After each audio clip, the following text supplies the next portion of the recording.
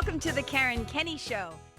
Hey, you guys, welcome to the Karen Kenney Show. I'm super duper excited to be here with you today. And this sucker is going to probably be a little bit on the shorter side. And that's okay because we all have shit to do, right? We all have things to do. But I wanted to share with you a simple little tool that I have found wicked helpful and that I applied already twice today in my life. And as I was using it, I was like, have I ever talked about this on the show? Have I ever shared this with anybody? And then I was like, I don't know.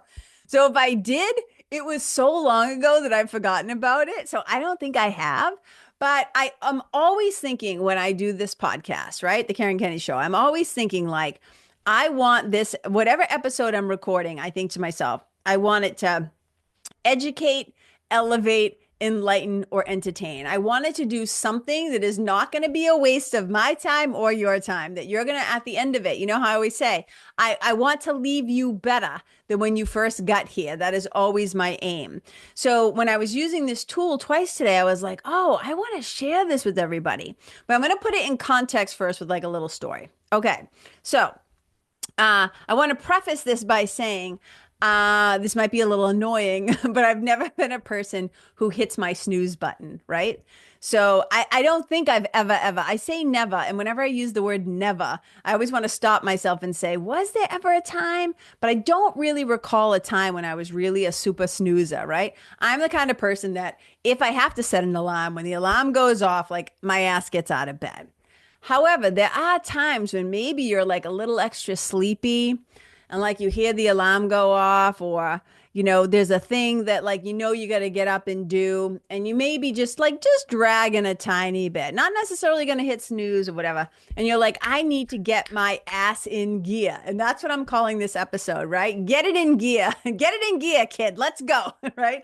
So there are times when we just got to get our ass in gear and get some stuff done. And we might feel a little bit of resistance, right? So this podcast, for example, I love recording this podcast, but it's not even but. And I now have a lot of different new moving parts in my life, right? Some of you who are local, you know that I'm starting to work for my friend Nate in his business, flexible assisted stretching and wellness studio. I'm wicked excited about that. So I've been training some people for him. I've been like kind of running around doing the podcast, still running, my spiritual mentoring group, The Nest, with clients, and I have a challenge going on this month. So like there's a lot of moving parts, okay? Plus my sweetie and my furry kids and like all the things. So I kept thinking in my head though, I got to do my podcast. Like, it's on the list. It's on the to-do list. I'm like, I got to do my podcast. I got to do my podcast.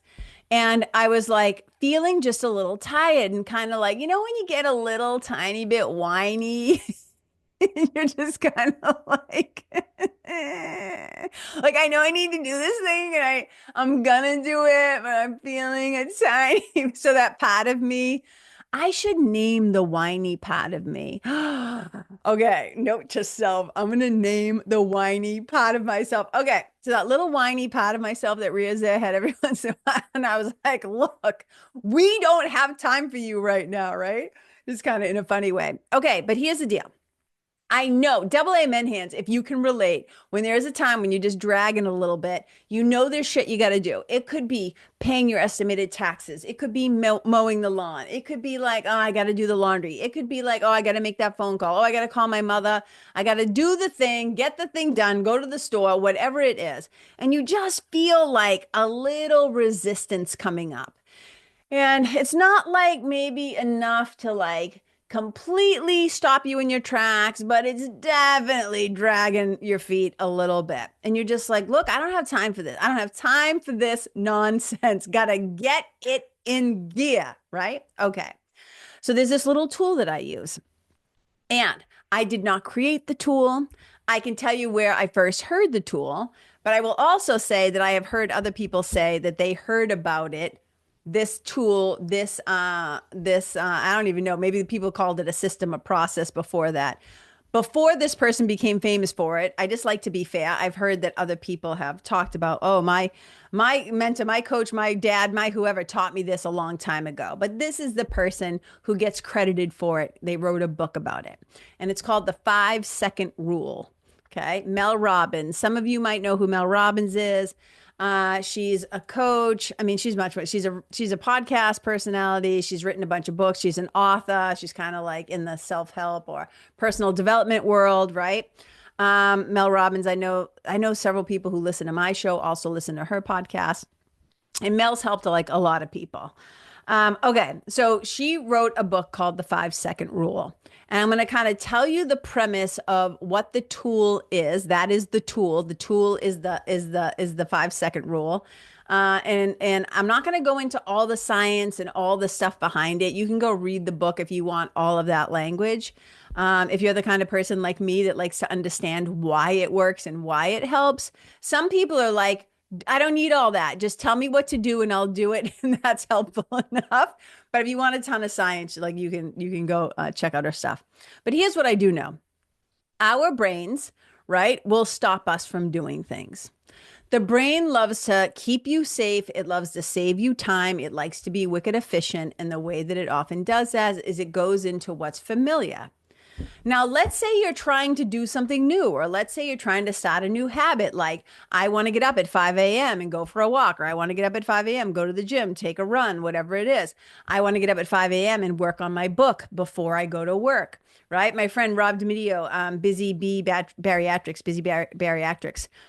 He has these t-shirts and he always does these posts. I think the t-shirts also say this, but he definitely does these posts where he'll film himself at the gym early in the morning. He's a teacher and a coach. He's a bariatrics coach. I just spoke in his I was a guest teacher, a guest speaker in his group. Fantastic group of people. And he does these posts and he says work before work. So he goes to the gym before he has to go and teach at school as well, because he's also a school teacher as well as being a bariatric coach, right? So the thing is that when we're trying to get new habits created, right? When we need to get our ass in gear and do the work before work, or like, maybe like me, like you have a lot of moving parts to your business and you're like, oh, I got to review that contract. I got to pay my taxes. There's always things that we kind of will, and it's different for everybody, but we will find these things where our brain kind of stops us from doing them, whether it's over because of resistance, whether it's because we're overthinking it, because we're feeling some hesitancy. And hesitancy can be the killer of so many dreams. It's ridiculous. But we kind of have a way of doing things. We have a pattern in our head, a way we think about things, a way that we do things. And sometimes I think of it like a mental doorstop. You know how like you can use a doorstop to swing a door open and keep the door open, which is nice, right? To be a nice flow of air. But sometimes if there's a doorstop, right, and it gets jammed underneath there, that door isn't going anywhere. And we become stuck in our patterns and our habits and our ways of thinking. And so how I think of the 5 second rule is I think of it as a pattern interrupt. And we talk about this a lot in the work that I do as a spiritual mentor, right? Because I'm also a hypnotist and we bring in different tools to create better habits and patterns to interrupt patterns that we've been stuck in for a long time that are no longer helpful. And we want to create new habits. We want to create new programming in our subconscious mind, like update the system, as I like to say, right? But we have these patterns that get in the way. And so this is a fantastic tool. It's a simple tool that will take you from like kind of spinning your own, spinning your wheel, chasing your own tail, dragging your feet. And it's a tool that is not only going to help you to take action, but it will be the beginning of activating change. And it's wicked simple. So I'm going to tell you what the tool is, how to use it. And it's so simple. It's like ridiculous. Now, I will say this just up front. Okay. Not all tools will be felt to the same degree, or people will say, oh, that doesn't really work for me. That's okay. If this doesn't appeal to you, if it doesn't resonate with you, if you feel like it doesn't work for you, but please try it. Try it a few times before you decide and form an opinion about it. Like get evidence, get first world experience, try it enough times to see if you start to get a little momentum using it. But some people right away, you'll go, oh my God, this just for my particular brain and the way that I operate, this is like super duper helpful. Okay. Pattern interrupt. It's 5 second rule. And this is what you do. Let's say like for me, like I was sitting downstairs and I was like, oh, I want to go for a walk. but I got to do my podcast. And then, my brain started to like overthink. It started to kind of like it started again. I heard that little whiny part of myself, but I want to go for a walk. And this is what I do in my head. Literally like this. It's like a countdown. So think of like a rocket ship that's about to take off, right? When they do the countdown at Cape Canaveral, they're like 10, 9, 8, blah, blah. Okay. But you start at number 5, and it's simply this: 5, 4, 3, 2, 1. And then you move, you take action. You do that countdown in your head: 5, 4, 3, 2, 1. And then you physically move. You get up, you get your ass out of bed, you stand up from your chair, you pick up the phone, you pick up your pen, whatever the thing is that you've been hesitating, overthinking, not doing, you take action.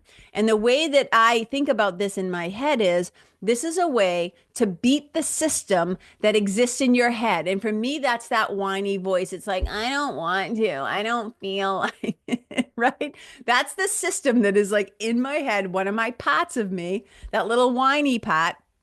And look, sometimes I will cut that part of me some slack. I am not mean to myself. I try to really listen. I try not to, I try to be better at allowing myself to rest more, to kind of break out of those patterns of like, always must be working, like blue collar kid, hard work, you got to do it. I love some hard work, right? That I am naturally built that way. I like hard work. It doesn't bother me. But I just want to be fair for those of you out there who is thinking like, but when that part of you speaks up and just maybe it just needs a little rest, that's great.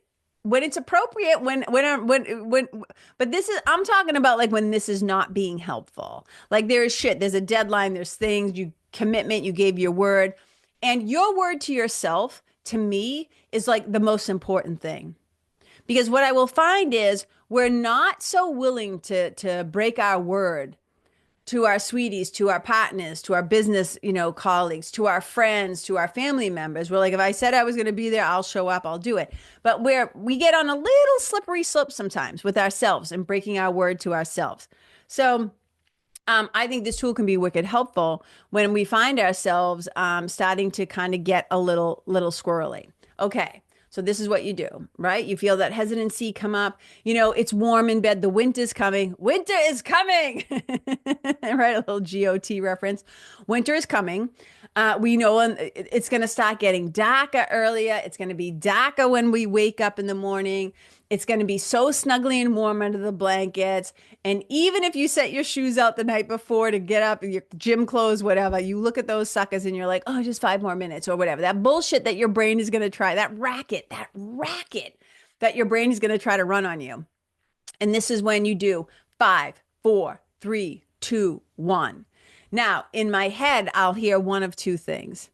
In Hollywood or on a movie set, if you lived in LA, and I've been on TV shows and movie sets and all those things, and those, they're called the slate, and it's like that clapper, right? The 2 things where they go clap, and the director yells action. Okay, so that's what I hear in my head. One of 2 things. I hear 5, 4, 3, 2, 1, right? The clapper sound, and then in my head I hear action.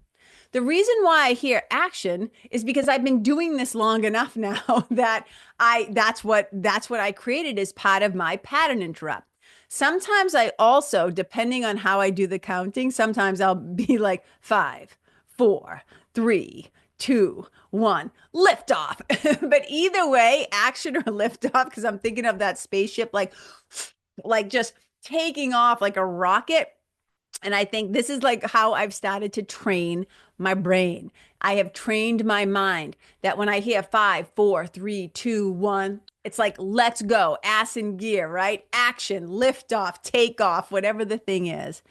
And then you get in motion. And what this creates, one of the scientific things that I'll tell you is that it creates a bias toward action. You do this enough times, you do this with enough repetition, you start to create in your brain a bias towards action. So instead of not doing things, resisting it, dragging your feet, you tend to get it in gear and you take a little action. For me, what this also does as a pattern interrupt is it moves me out of thinking. Because that for me is often Now, sometimes resistance is subconscious, and that's where some different kinds of pattern interrupts around procrastination or resistance, whether it's visualization or different hypnosis tools, right? NLP tools can be really helpful. But this is just such a simple one that everybody can at least try to see if it works. And what it does is it stops the overthinking in your head.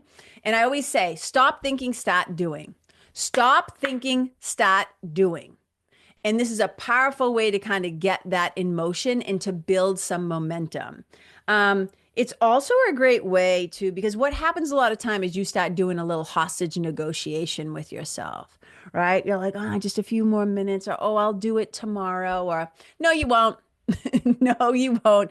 You're going to keep hitting that snooze button. You're going to keep putting the thing off.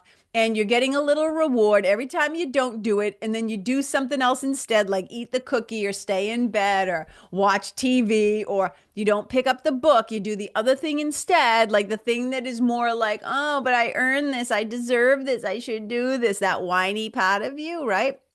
It's like, nope, we want to stop the negotiation. We're not, there's no non-negotiable, right? When I talk with the people who I work with one-to-one in spiritual mentoring and the people in the Nest, my spiritual group program, my mentoring program and community, I always say to them, your DSP, your daily spiritual practice, it has to get to a place where it becomes non-negotiable. There's no like, oh, I won't do it. I'll do it tomorrow. It's like, nope, we're going to find a way. You might have to do it a little bit later. You might have to push it off because an unsuspecting emergency popped up, or your kid needs something, or your dog puked on the floor, or whatever happened. But it's non-negotiable. That shit is getting done. And that's not me telling them they have to do it. I'm talking about how if they want to get serious and they want to get committed about making change in their life, that's kind of how they have to view it for themselves, that this is a non-negotiable. And I know that for my friends in sobriety who are in recovery, right, doing sobriety work, there's certain things that are just non-negotiable, and they're better off for it. You know what I'm saying? But in the beginning, when you're just trying to like move and take action and build some momentum and start to build that bias towards action, this simple little tool. I mean, Mel Robbins talks about how it changed her whole life. You know what I mean? So it'd be interesting for you, for me to hear once you try this. I hope you do try it, right? It's called the 5-second rule. She wrote a whole book about it if you want to go do the long version. I know she talks about it all over social media or whatever. And I'm really actually surprised, there's that I haven't mentioned it before. I'm like, have I? Have I? But there's psychological and scientific reasons, of course, for why it works. Like I said, all the science is in the book. I read about it because I wanted to know, like, because I was like, so it seems to me like it's a pattern interrupt, but I wanted to know more and I wanted to know the story. And I think it can also be really good, you guys. Now, let me say this before I say what it can also be good for. There are going to be times when you are going to want to hesitate. And what I mean is, don't use this to put yourself in dangerous situations, right? Like if you're afraid of heights and you're climbing up a tall building and your friends are like, just jump. Like, look, if you need a pause and you need to like negotiate a moment for yourself, that's one thing. I'm not saying it like, don't get in the stranger's car. Don't go down the dark alley and just tell yourself, well, KK said 5, 4, 3, 2, 1, just do it. And, there are going to be times when fear is healthy. A little fear is like actually your internal built-in warning system letting you know, danger, Will Robinson, right? You might want to pause. But I'm talking about like this, just the shit where you need to stop dragging your feet and get it done. Whether it's I got to get up and do the laundry, I got to make that phone call. Like I said, I got to pay my bills. I got to have that awkward conversation, right? I got to, whatever the thing is. Okay. We got a system in our head that is not always designed to be helpful towards us. It thinks it is. It thinks it's keeping us safe by keeping us in the familiar. So to some part of your brain, if you've been a night owl and now you're trying to transition into being more of an early bird because you want to start to incorporate some new habits, maybe some new routines in the morning, they're going to be beneficial to your mental well-being, to your physical well-being, to your emotional and spiritual well-being. This is all new to your brain and your nervous system and your body, right? For some people. Or if you're getting back into it, right? Maybe you took a hiatus and you stopped going to fill in the blank, whatever it is you used to do. You stopped going to your martial arts class or your yoga class or your dance class or going to the gym. And you're like, I want to get back into it. Or maybe you took a pause from doing your podcast and you're like, oh God, turning the mic on again, or putting myself so forward facing again. But there's a part of you that really wants to do it. And then there's this other part of you that's trying to haggle, right? And so this is a really powerful way to beat the system in your head and to teach you. It's a tool to not only to take action, but to also activate change and to get some momentum. So you start kind of like, bum, bum, bum. So a couple of things. It can also, I found, be helpful if I'm feeling a little anxious. And I'm like, you can do this, right? So there's a lot of tools that I use, EFT and tapping and breath work, right? Just a thousand things. But 5, 4, 3, 2, 1, boom, because there's no negotiating what comes after one. I've trained my brain. It's not zero, -0, -1. No, it's like 5, 4, 3, 2, 1, action, lift off, let's go, right? And I hear it in my head sometimes. I'll go, let's go, Kenny. Right? So, I think it's a powerful tool. Maybe it will speak to your heart. Maybe it will call to your heart, and maybe you'll practice it and find out for yourself. But two things. I would love to hear what, if anything, you hear in your head when you go 5, 4, 3, 2, 1. Do you hear anything? Or do you just hear 5, 4, 3, 2, 1, move, or 5, 2, 3, 2, 1, and you hear a sound? I'm fascinated to know how everybody's brains work. And then I would love to know, if you try it, what your experience is like. I would love to hear, especially if you found it helpful and it's made a difference for you. Okay, this is what I got for you today. We're getting it in gear, people. We are getting it in gear. I keep seeing Bob Ross back there, like looking at me. He's so cute with his little curly hair and his little palette and his paintbrush. Every time I look back there, I picture him on the show. If you don't watch Bob Ross, he does the thing where he cleans the paintbrush and he goes and he whacks it back and forth, and then he giggles to himself and he's like, beat the devil out of that brush. Okay, and we are back. All right, I'm signing off, you guys. This has been wonderful to spend a little time together. I hope you have a fantastic rest of your day, or if you're going to bed, I hope you have sweet dreams. And just thank you so much for tuning in. If you want to get on my email list, just come on over and sign up. We've been having such a blast in the challenge that we've been doing here, the Good, the Beautiful, and the Holy Challenge. And if you don't know what I'm talking about, it's because you're not on my email list. The people on my email list, they find out everything first. Well, the people in the nest technically usually find out everything first, but shortly after that, everybody on my email list finds out my shenanigans, what I'm up to, what I'm offering, what's going on. And there's always fun stuff going on. So it's KarenKenney.com/sign up, one word. But if you want to jump right into the nest, it's just KarenKenney.com/nest, NEST. Okay. Thanks so much for joining me. And, how I always end. And you can even say it along with me. Wherever you go, may you leave yourself, the animals, the people, the place, the environment better than how you first found it. Wherever you go, may you and your energy and your presence and your love be a blessing. Bye.